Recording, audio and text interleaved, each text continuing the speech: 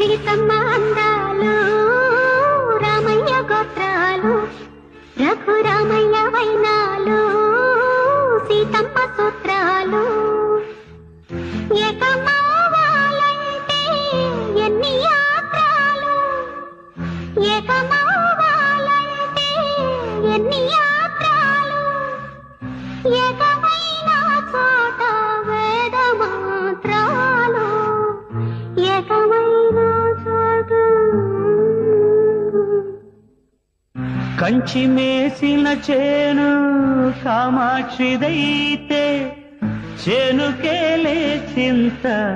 చెప్పవే చెలియా కాశీ దోచిన దొంగ ఈశుడే అయితే